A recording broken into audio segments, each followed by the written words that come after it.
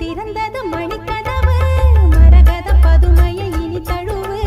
இடையில விழுந்தது இளமனசு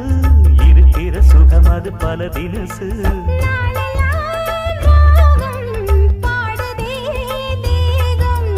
வாழ்வெல்லாம் யோகம் வாழ்த்துதே யாவும் விதவிதமா விருந்து வச்சு விழி வழியே மருந்து வச்சு விரத்தோட அதில் பல சுகம் வரும் பொழுதாச்சு